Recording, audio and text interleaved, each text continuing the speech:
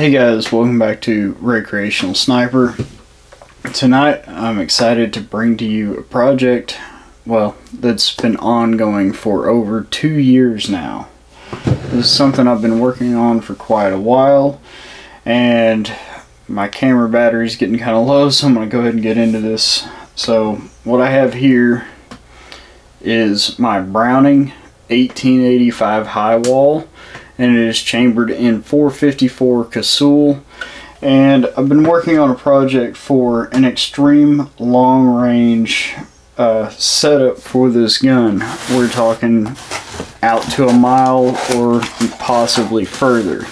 So originally when I was setting this up, what gave me this idea was I was looking for, you know, really high ballistic coefficient bullets that I could use in this rifle, and it being 45 caliber, my bullet selection is quite limited. Most of those are hard lead cast or blunt nose bullets that have really poor coefficients, you know, such as what I use most of the time is for 454 Casull's a 300 grain hard cast. I usually cast it out of linotype, and that's a type of lead alloy, and the ballistic coefficient is like 0.2 or less than that, like 0.8 to 0.2, sometimes, you know, so it's somewhere in there. It's really low, not very efficient of a projectile.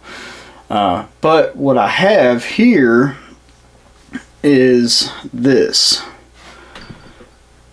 And this is a 300 grain Alco projectile, and this bullet right here has a ballistic coefficient of 0.485, and I've done testing in the past and I can confirm that that is the actual ballistic coefficient due to observed drops at different ranges out in the real world based on the velocity that I'm running this at.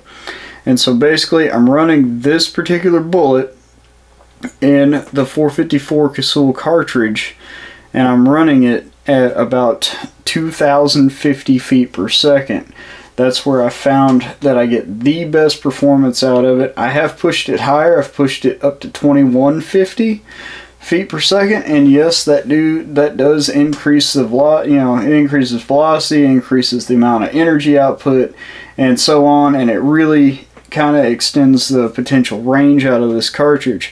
But the deal is that the extreme spread in velocity when I push this to 2150 it gets really radical. You know, I get extreme spreads upwards of, you know, 80 to 100 feet per second.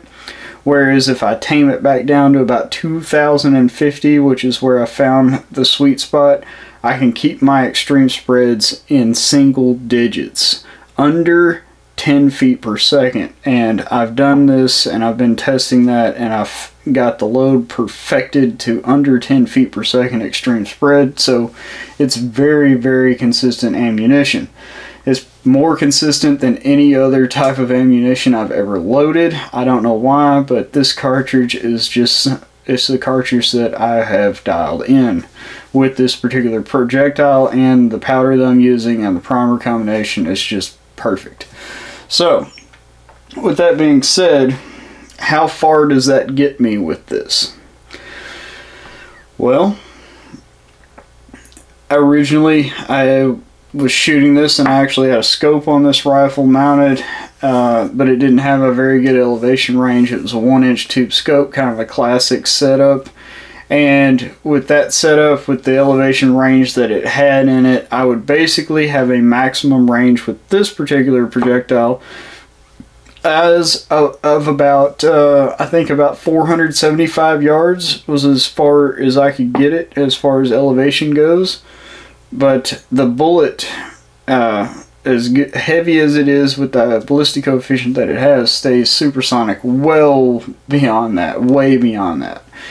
And so what I've done is I've looked and I've done some research, and I found a company in Montana This company is called MVA, or Montana Vintage Arms, and they specialize in vintage open sights for these rifles, for these old school single shot long barrel 28-inch barrel rifles. And so this type of sights that I bought, the first one here I bought in February of this year, so you know, we're going on about 8 months ago, and it is a globe sight with a level, and I bought the level version, and you can see it here on the muzzle of a rifle. You can see the level, and it's a globe sight, and you can change out actually the little sights, the crosshairs. You can change those out to fit your needs, and it comes with a crosshair card with a few different options. And that sight from Montana Vintage Arms run me $208, $207.95. Okay, now as you can see behind me, I've got some stuff going on back there, and I'm about to get to that here in just a second. So with this rifle, this is a Browning Maruko. So this is actually a Browning that was made in Maruko, Japan, and it's chambered in 454 Casull, as I've said before. But the interesting thing about these rifles is that they don't have this open tang back here like the Winchester 1885s do. So I've been looking for a rear tang sight for that. You know, I've been looking for a rear tang sight to fit back here that gives me, you know, one of those flip up ones that you can dial up and have like a super awesome elevation range and whatnot. And well, I don't have any mounting area back here. There's no screws or anything. Basically this stock is attached with one big screw that goes inside the stock into here.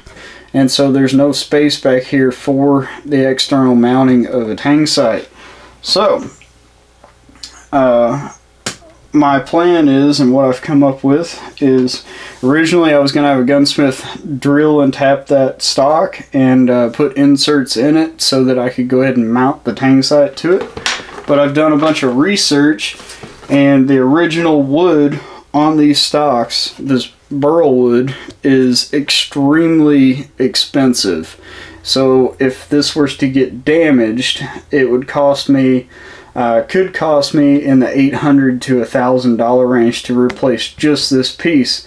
But I would take a chance there of it not matching up with the fore-end piece. So, you know, with both pieces needing to be replaced so that they match, it could, you know, cost me into, you know, like the $1,200, $1,300, $1,400 range, depending on if I could get the material and where I could get it from. So what I've come up with is I'm actually going to build a new stock for this rifle so that I can mount this sight. And this sight is the Montana Vintage Arms Soleil XLA sight. So this is like an extreme long range sight. As you can tell, it would flip up like this, and you can see the sight dish right there you would look through. But look how tall this thing is. There are 414 minutes of angle of elevation in this sight, and it has 80 minutes of angle of windage adjustment as well. So 414 minutes of adjustment. And the reason why that is because for rifles like this, they're shooting the conventional bullets, those lead cast, flat nosed, you know, really poor bullet coefficient bullets. Even with 400 minutes of angle, that pretty much is going to max you out at about 1 mile of distance. So that's pretty cool that it would get you to a mile, but at that distance, that bullet with such terrible ballistic coefficient is not going to have a lot of energy when it gets there. It's not going to have a lot of speed. It's going to be coming down at a really steep angle, and you know, we're going to have energy output in the order of like 180 to 200 foot-pounds at a mile. So, whereas at the muzzle, that same bullet was producing around 3,000 foot-pounds, about 2,800, 2,900, 3,000 foot-pounds of energy, somewhere in there.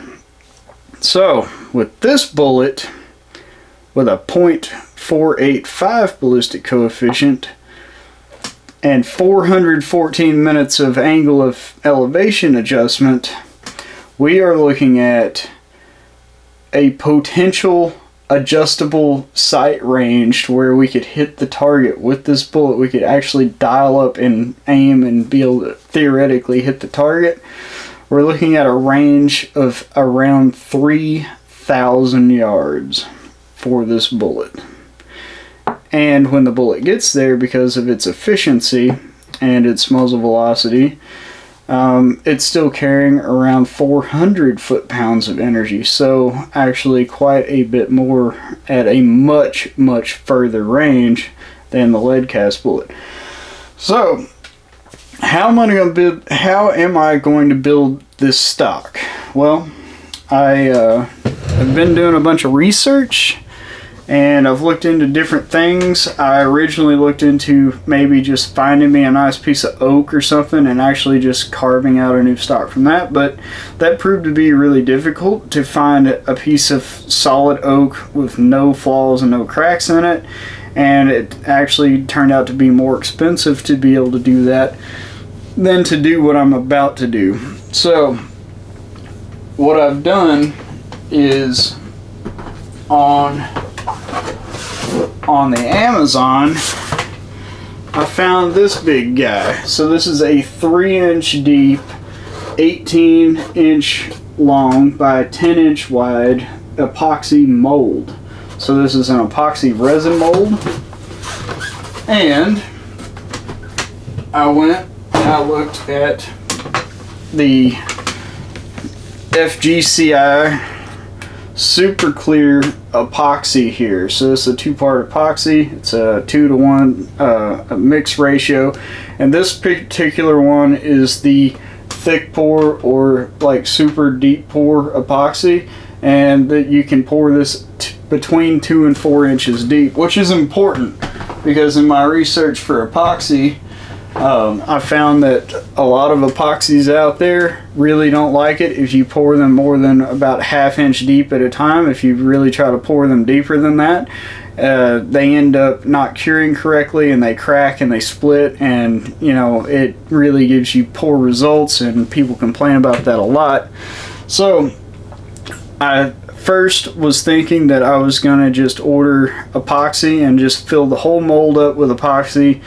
Maybe in 2 layers, do 1.5 inches at one time, and then do a 1.5 inches on top of it, and you know, bond them together, and then build a rifle stock and stuff from that. But I started looking into the prices of the epoxy, and to be able to do that, I was going to need a little over 3 gallons of epoxy to fill that mold. So I was looking at around $350 or so for that, just in epoxy to fill that mold of the at least deep pour epoxy. So I thought to myself, why not micarta?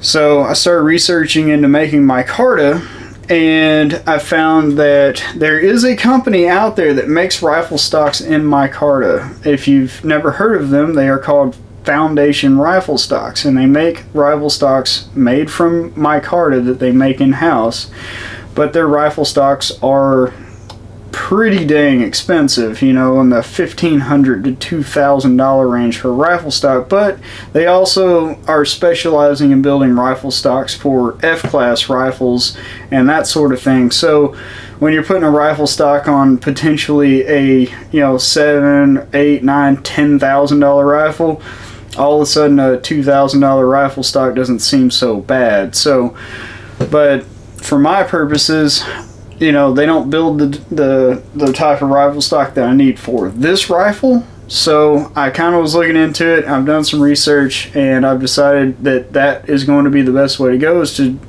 make my own micarta, and I'm going to do that using burlap. So what I have here is 15 yards of natural burlap. So this is undyed burlap. I kind of was tempted to buy like some dyed burlap, like a red or a green or something, because I think it would probably look really badass. But I was concerned about how the epoxy would react with the dye inside that burlap, so I decided to forego that and just go ahead and do the natural burlap, since I know there's no dyes or anything in it like that may cause an adverse effect, because I want this to turn out as good as possible. It's the first time I'm doing a project this big with epoxy, so and I've kind of estimated how much I need to be able to fill this mold, and well, come up with about 15 yards of burlap. So all totaled, I've got a $40 mold that I bought. I've got $110 in epoxy, and I've got $105 or well, plus tax, $115 in burlap. And then I've got this $600 Montana Vintage Arms XLA sight, or XLR sight. I believe that's what it's called. Yeah, XLR, because it stands for Extreme Long Range. And then I have the $200 front globe sight with the bubble level as well from them. So this project is well into it's well into about $1,000, about $1,000, and I haven't even actually gotten any results from it yet because I'm still building it. But I am so excited about it. It is, I mean, come on. Could you imagine taking this thing out to a mile? That's what I want to do. Open sights to a mile. And just so you know, I still have some of these bullets that I have not loaded yet, but this is what they look like. If I can get that to focus. This is what they look like. Actually, this is a 325 grain bullet. This is not the 300 grain. But I have extras of the 325s, and the reason why is because I've tested them and I've shot them, but out of my rifle with my rifling, the 325s, even though they do have a higher ballistic coefficient, they're a little longer and they just don't quite stabilize in this rifle. So the 300 grains do stabilize and they do shoot very, very well, but the 325s just are a little bit too long, maybe a little bit too heavy, and they just don't stabilize. You know, potentially if I could get them to go a little faster, maybe I could pull them in and get them to stabilize, but as it is, they just don't stabilize in this rifle. So I'm not saying that they, you know, they don't stabilize in other rifles. They don't stabilize in this rifle. So the 300 grain bullet is the way to go. Now, the 325s do have a ballistic coefficient that is 0.522, which would probably gain us an extra, you know, 300 or 400 yards of range if we really wanted to stretch it out there. But like I said, they don't stabilize, so they're not going to shoot accuracy from the start. You know, at 100 yards, they're not going to shoot accurately at 3,000 yards. So, anyways. Besides that, I know there may be a couple of y'all wondering, or a couple of y'all curious about this, what these bullets actually are.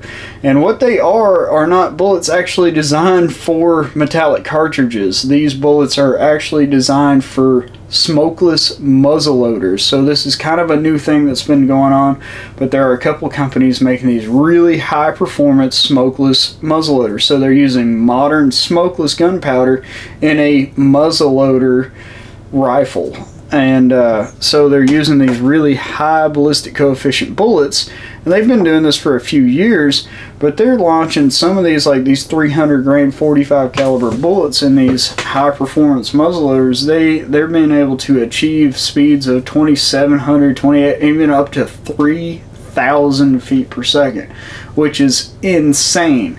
But they're cartridgeless, you know, they don't use cartridgeless. They're cartridgeless. They don't use brass. They don't use brass. They don't use you know, any of that. They do use primers, I believe, but I'm sure that they're actually setting these off with shotgun primers and not, you know, small rifle primers like in the 454 Casull. But with these high performance muzzleloaders, they have been shooting these like high precision, high performance muzzleloaders. I mean, they're shooting them at very, very far ranges, and they're hunting with them at extreme range. But I found out that these bullets are the same diameter that I need for my 454 Casull single shot rifle. So I decided to contact the guys at Alco Bullets. Bill, I've talked to him quite a bit over there on the phone about a few different things and different projectiles that I've actually tested and, you know, and bought from him and tested myself, and then a couple here and there that he sends to me every once in a while just to check out. But anyways, beyond that, the only way that this actually works, because you know, the only way that this actually works in a 454 Casull is having this breech loaded action here. So the 1885 is a breech loaded falling block action rifle. So technically it is a lever action, but it's got a falling block and you just load the cartridge straight in the back. And with that being said, it gives me the ability to seat the bullets out pretty much as long as I want them to without having any issues with them fitting in the chamber. So like on your lever action rifles or in your 454 Casull revolvers, this is not going to work because the overall length of the cartridge is just too long. But in this particular rifle, which is pretty much just, it's a rarity. I mean, as soon as I found out that this thing even existed, I had to find one and I had to buy it. And, well, I honestly, you know, the 454 Casull is like one of my favorite cartridges ever of all time, and I just had to have it, so I honestly didn't care how much it cost at the time when I decided to buy it, you know. But it is also a very, very beautiful rifle and very clean. And at the time that I bought it, it was unfired. The only thing is it didn't come in the original box and it didn't come with any paperwork. It basically sat in a guy's gun safe for about 25 years before I got a hold of it. So these things were a very limited production in the like early to mid 2000s, and then that was it. There's not very many of them. I really don't have any idea of how many were actually made, but I'm sure it was a very small number. But had to have it. And of course, if I'm going to have a firearm, it's not going to be a collector's item because, well, life's too short and I'm going to shoot this thing, you know. So this is a project I've been working on. I want to get this sight set up, so I'm building a stock that will go on this rifle that I don't have problems drilling holes into. So that's the whole deal with the epoxy and all that. So I can build this project, build the stock for about $300. And if I screw it up, well, at least I didn't screw up a $1,000 or $1,200 stock, you know. So that's the whole deal there. I know I'm kind of dragging this out, but again, just really excited about it. It's been a long time coming, and I will be documenting how I'm actually building the stock in future videos. So I hope you guys stay tuned, and I hope you guys stick with this, and I hope that you comment, like, and share, and subscribe, and let me know what you are thinking, and let me know how you think I should do this, or what maybe would make it a better project. Because again, I'm probably not going to start pouring this epoxy until this weekend, so that gives you guys a few days to watch this video and let me know if I'm about to screw up big time and waste $300 worth of material. So let me know. I want to thank you guys for watching, and we will see you next time in the next video. Thanks.